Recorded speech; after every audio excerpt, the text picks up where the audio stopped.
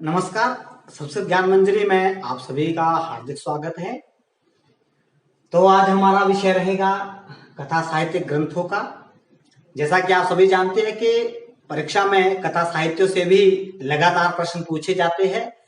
तो दूसरी कड़ी में अगर बात करें कथा साहित्यों की, तो कथा साहित्यों का हमारे जीवन में जो भी एक व्यवहारोपदेश की शिक्षा प्राप्त होती है वह कथा साहित्यिक ग्रंथों में ज्यादातर देखने को मिलती है। जितने भी कथा साहित्यिक ग्रंथ है उसमें नीति शिक्षा का उपदेश दिया गया है, व्यवहारिक शिक्षा का उपदेश दिया गया है कि वर्तमान में मनुष्य को किस प्रकार का किसके साथ आचरण करना चाहिए। तो इस दृष्टि से भी जो कथा साहित्यिक ग्रंथ है उनका अध्ययन करना बहुत ही आवश्यक है। तो आज मैं बिल्कुल संक्षिप्त रूप से जो कथा साहित्यिक ग्रंथ है उसका परिचय आप लोगों के समक्ष रखूंगा। तो विषय प्रारंभ करने से पहले मैं आपसे कहना चाहूंगा कि जिन्होंने अभी तक मेरा चैनल सब्सक्राइब नहीं किया है या जो भी इस चैनल में नए हैं वो चैनल को जरूर सब्सक्राइब करें और बेल आइकन प्रेस करना ना भूलें ताकि आपको हर एक वीडियो का अपडेट मिलता रहे। तो आइए शुरू करते हैं आज का विषय कथा साहित्यिक ग्रंथ। तो कथा साहित्यिक ग्रंथों में सबसे पहले जो बहुत ही प्रसिद्ध ग्रंथ है, आप लोगों ने बखूबी इस बारे में सुना होगा, पंचतंत्र की बात करते हैं। तो पंचतंत्र के ऊपर अगर हम प्रश्न संदर्भ की बात करें तो उससे पहले मैं आपसे थोड़ा सा इसके बारे में जानकारी देना चाहूंगा कि पंचतंत्र एक ऐसा ग्रंथ है जो अखिल विश्व में सर्वाधिक जो भाषा अनुवाद है इसके ऊपर हो चुका है और बहुत ही प्रसिद्ध ग्रंथ है, अनेक इसके संस्करण है। तो पंचतंत्र जो ग्रंथ है, कहा जाता है कि जो अमर शक्ति नाम के एक राजा थे, महिला रोप्यो नामक नगरी में रहते थे और इनके बहुत ही मंदबुद्धि तीन मूर्ख पुत्र थे। राजा बहुत ही परेशान रहते थे कि मैं किस प्रकार से इनको शिक्षाविद बनाऊं। तो पंचतंत्र के जो रचयिता है विष्णु शर्मा है। अचानक उनका एक बारी संपर्क हो गया तो विष्णु शर्मा ने कहा था कि अगर मैं आपके पुत्रों को 6 महीने के अंदर नीति शिक्षा में, व्यवहारिक शिक्षा में दक्ष ना करवा पाया तो मैं अपने ही नाम का त्याग कर दूंगा। और कहीं पर यह बात भी मिलती है कि मैं अपने जीवन की यह लीला भी समाप्त कर दूंगा। अब बात करते हैं पंचतंत्र में जो भी परीक्षा उपयोगी प्रश्न है उनके ऊपर। तो पंचतंत्र विष्णु शर्मा द्वारा लिखा हुआ ग्रंथ है। इसमें अध्यायों के जो नाम है उन्हें तंत्र की संज्ञा दी गई है। पंचतंत्र मतलब 5 तंत्र है, इसमें 5 अध्याय है इसमें, जो कि क्रमशः इस प्रकार से है। पहला जो नाम है वह मित्र भेद है, दूसरा आपके मित्र संप्राप्ति है, तीसरा का कोलुकीय है, चौथा लब्ध प्रणाश है और 5वां आपके अपरिचित कारक है। तो ये 5 तंत्र है। इनके माध्यम से जो अमर शक्ति नामक राजा थे उनके पुत्रों को शिक्षित किया गया, व्यवहार उपदेश दिया गया। तो रचयिता की बात करें तो पंचतंत्र के रचयिता विष्णु शर्मा जी है और इनके समय के ऊपर अगर चर्चा करें तो इनका समय 3वीं शताब्दी ईस्वी पूर्व के आसपास माना जाता है। कई लोगों का मत है कि विष्णु शर्मा जी को ही कौटिल्य अर्थशास्त्र के निर्माता कहा जाता है या दोनों व्यक्ति एक ही है। कहीं पर इसके संदर्भ में भिन्न भिन्न मत भी प्राप्त होते हैं। चलिए आगे चलते हैं, पंचतंत्र में बात करते हैं श्लोकों के संदर्भ में। तो पंचतंत्र में नोट कीजिएगा, परीक्षा उपयोगी है। पंचतंत्र में 900 श्लोकों का संग्रह है। बात करें इसमें कथाओं की तो मुख्य रूप से पंचतंत्र में 5 कथाएं हैं और अवान्तर कथाएं जो है वह इर्द गिर्द है। तो कुल मिलाकर के पंचतंत्र में 77 कथाएं हैं। श्लोकों की संख्या 900, मुख्य कथाएं 5, कुल कथाएं 77। तो राजा का नाम अमर शक्ति, जैसे मैंने पहले भी आपसे बताया। इसमें राजा के जो पुत्रों की संख्या 3 है।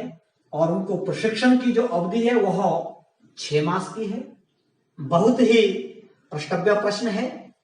भाषा अनुवाद के बारे में बात करें तो पंचतंत्र का जो भाषा अनुवाद है वह सर्वाधिक भाषाओं में हो चुका है। 50 से अधिक भाषाओं में इसका अनुवाद हो चुका है।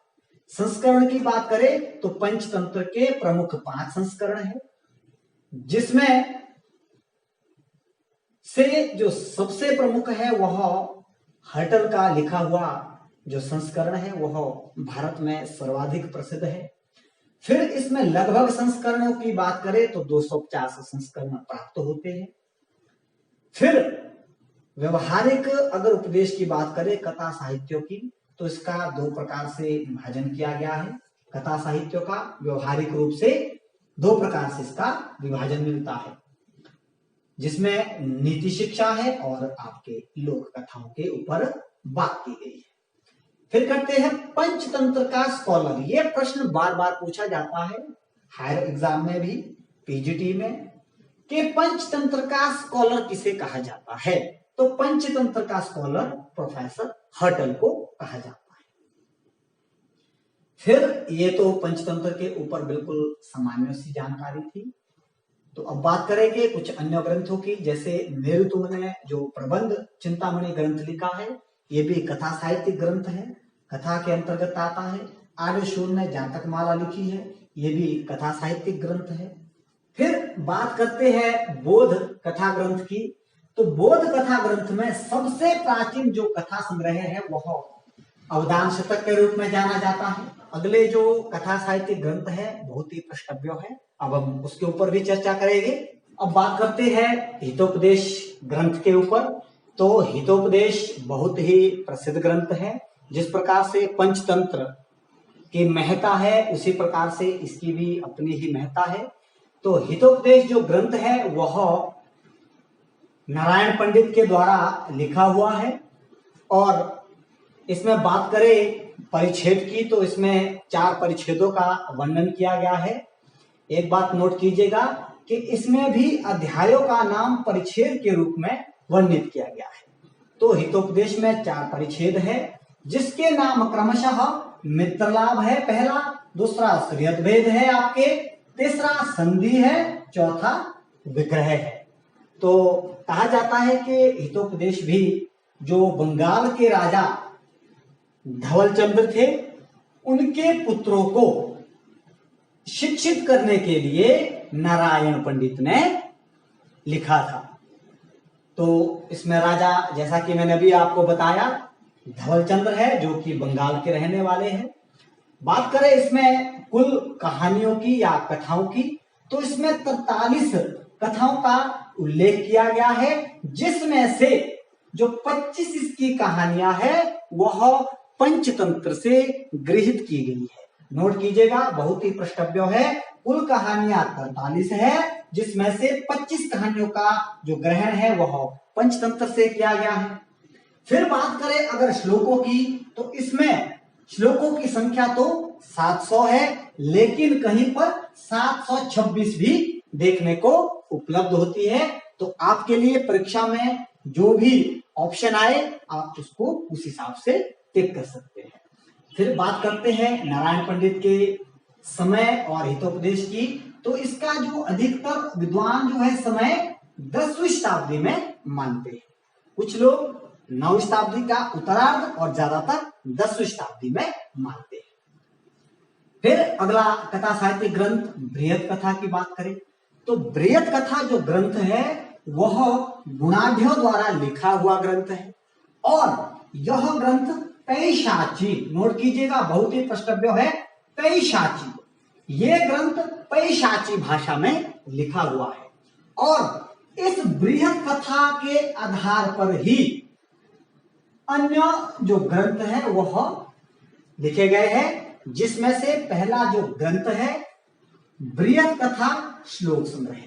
तो बृहत कथा श्लोक संग्रह ग्रंथ नेपाल के बुद्ध स्वामी द्वारा लिखा गया है। यह ग्रंथ भी बृहत कथा पर आधारित है। इसमें 28 सर्ग है और 4539 इसमें श्लोकों का संग्रह है। फिर आगे बात करते हैं, दूसरा बृहद कथा पर आधारित ग्रंथ है आपके बृहद कथा मंजरी। बृहद कथा मंजरी क्षेमेंद्र के द्वारा वर्णित है और इसमें 19 अध्याय का उल्लेख किया गया है। साथ ही साथ इसमें 7500 श्लोकों का भी वर्णन है। एक बार फिर से सुनिएगा कि बृहद कथा मंजरी क्षेमेंद्र के द्वारा लिखा गया ग्रंथ है, 19 अध्याय है, 7500 इसमें श्लोक है। कथा सरित सागर की बात करें तो सोमदेव के द्वारा लिखा हुआ ग्रंथ है, 11 लंबकों में यह वर्णित है। इसमें 124, नोट कीजिएगा, 124 इसमें तरंग है। अब बात करते हैं द्वात्रिशत पुतलिका की, तो इसका दूसरा नाम विक्रमचरित भी है और सिंहासन द्वात्रिशिका भी है। ये ग्रंथ जो है, इसके लेखक की बात करें तो इसके लेखक अज्ञात माने जाते हैं, समय अज्ञात माना जाता है, लेकिन प्रश्नव्य है, बार बार पूछा जाता है। इसमें विक्रमादित्य जो कि विक्रमसेन पहले उनका नाम था और बाद में विक्रमादित्य के नाम से प्रसिद्ध हुए हैं, उसका इसमें वर्णन किया गया है। और इसमें जो द्वात्रिशत जो पुतलियां है, ये क्या है, 32 पुतलिका मतलब आत्माएं है। इसके बारे में थोड़ा सा आपको बताना चाहूंगा। जो इसमें कहानी है, इसमें विक्रमादित्य होते हैं, उनका जो सिंहासन होता है भूमि के नीचे गड़ा हुआ, राजा भोज को वह प्राप्त होता है।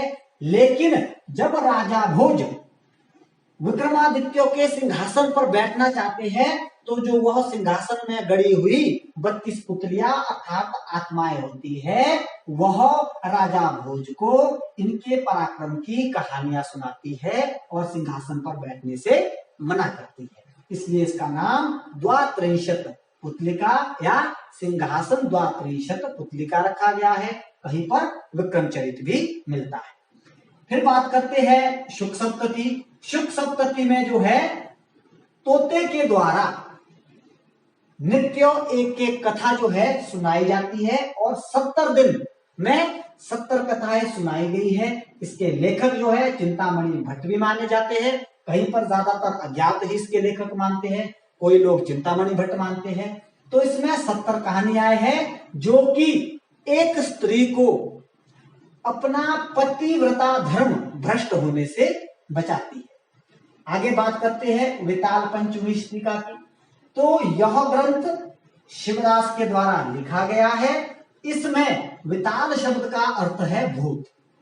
इसमें विक्रमादित्य जो कि पूर्व में विक्रमसेन थे, उनके बारे में वर्णन किया गया है और इसमें जो विताल है वह 25 कहानियां उनको सुनाता है। अगला है आपका कथा कौतिक जो कि श्रीवीर के द्वारा विरचित है। तो ये था आज का हमारा कथा साहित्यिक ग्रंथों का विषय। आशा करता हूं आपको आज का विषय अच्छा लगा हो और मैं एक बार फिर से कहना चाहूंगा कि बहुत ही प्रश्नव्य है।